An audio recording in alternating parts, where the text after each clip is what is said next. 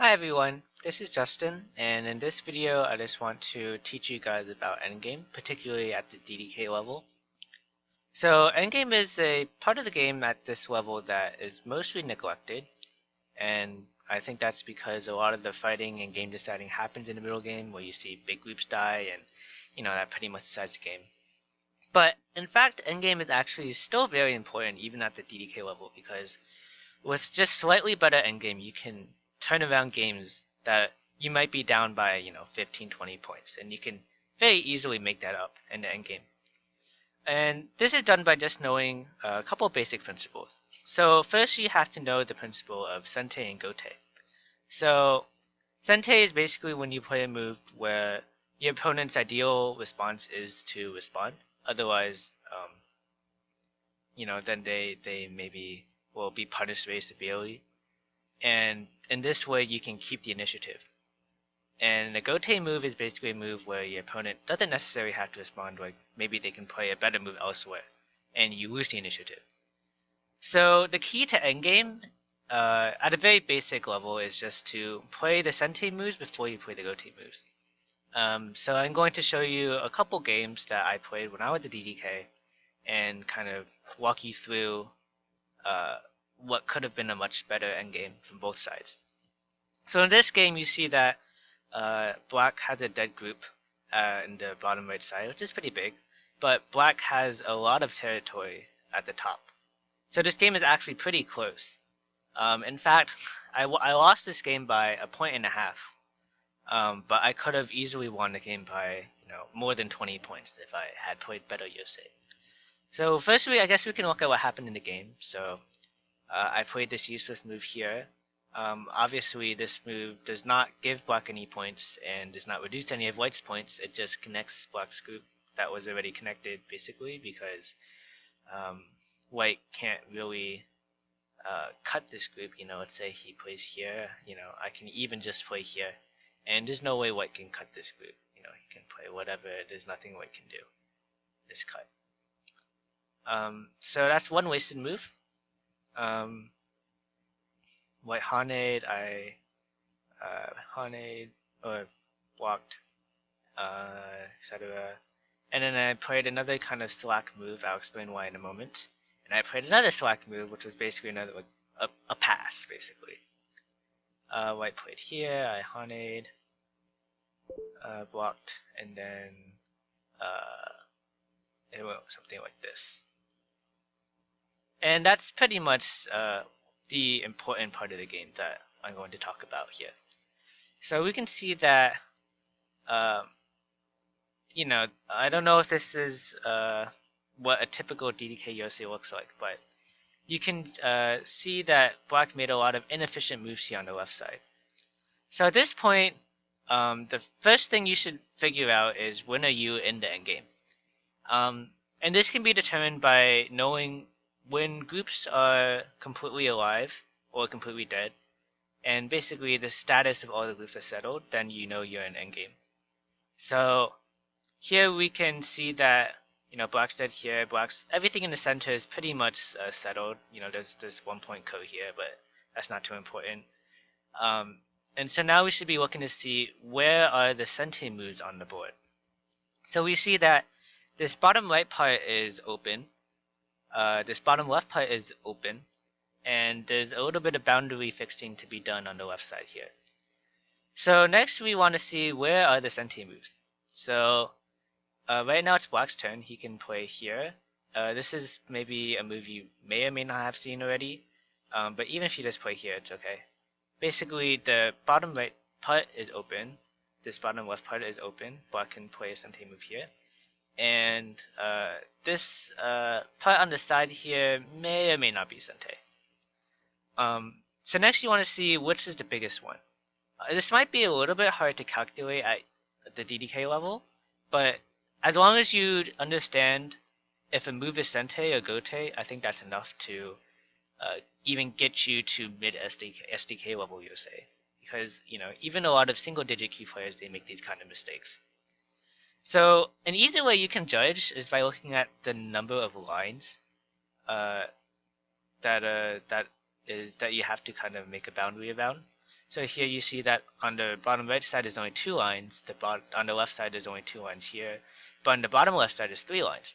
So logically, the bottom left part is the biggest.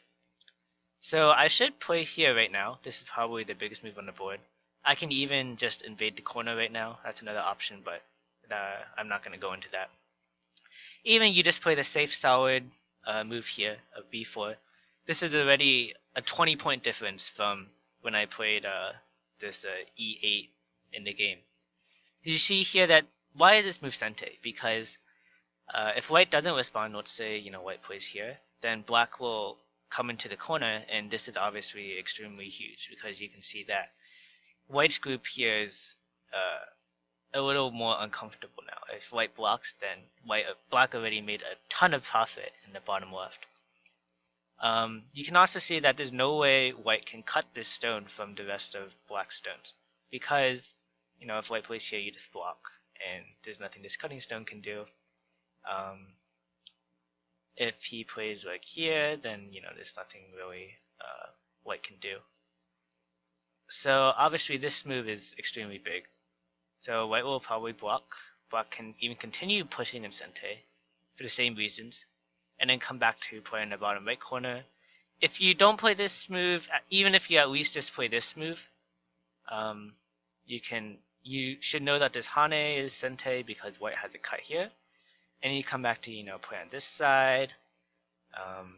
White will probably block, and let's just say you hane something like this. This is already a huge improvement over what black did in the game. Because in the game, you can see that white got pretty much all of the territory in the bottom right corner, bottom left corner.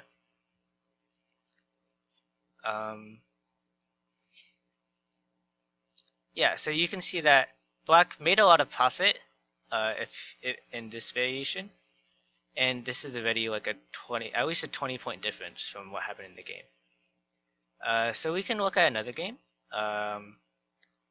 So this game is from when I was 10Q. I was playing white, and you can see that white basically has territory in the center. He killed a big group here. Black killed a big group here. He has territory in the bottom left, the bottom right, the top, and there's a seki over here at the bottom. So here we want to look again. What are the sente moves on the board? I already kind of marked them out for you.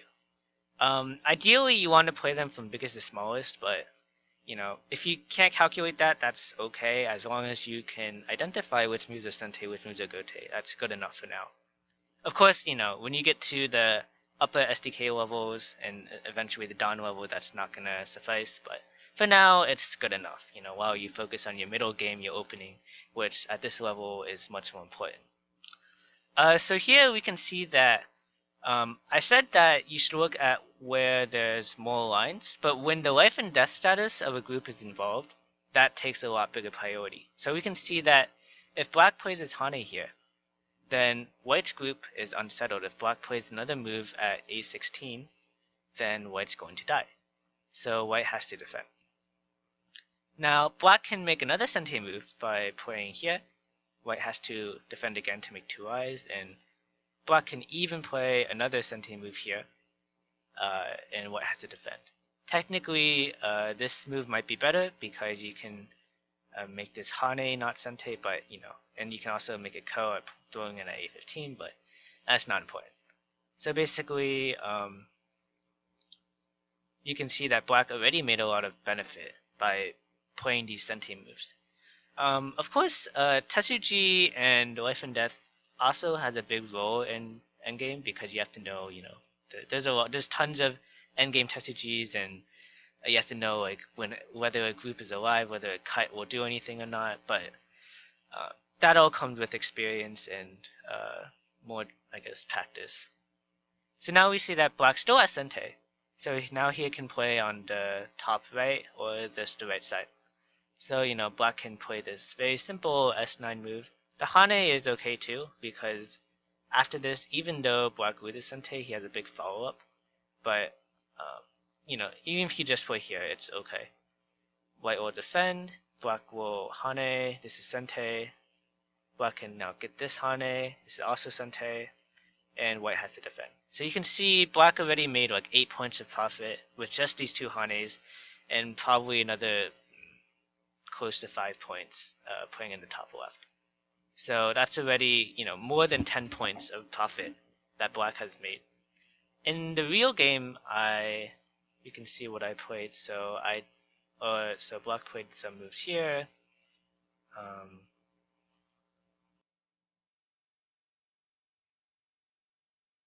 And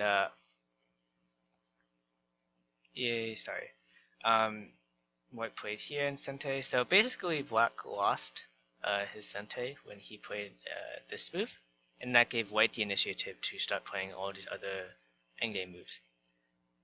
So in the end of the game, white won by half a point, and you can see that if black hadn't played these go-to moves and black made these exchanges first, then black could have easily won by much more than a point. Of course, the actual if you play this Yose at a much higher level, it's actually much more complicated. Whether or not you want to play R19 or S9 first, it's actually a little more complicated, but for now, we're not going to go into that. Yeah, so you can see that white got this big Hane, black had to defend again, that's losing a couple points, and all these points, they really add up very quickly, and even if you just make these couple Hanes, it can easily turn a game right there if it's close. White played a bad move here because now he gave up Sente again. Black played here in Sente, and this move isn't Sente, but white defended again, losing a point. So you can see, at this level, even though 10k is almost SDK level, but already, they're still playing a lot of kind of passing moves where they play unnecessary defending moves in their own territory. And, if you can learn not to play these kind of moves, which requires knowing whether or not your groups are alive or dead, you can improve mini stones very quickly. So that's pretty much all I wanted to say in this video. Knowing the concepts of Sente and Gote, knowing which moves are Sente and Gote. You don't have to play all these fancy TCGs or anything. Even if you just play, simple, even if you just play, simple extend and Hane, or, just simple Hane connect, or, playing this kind of move. Even if you don't see that you should play B19 first, if you can identify just the basic Sente moves, I think you can make up at least 10 points in the Yoses of your game.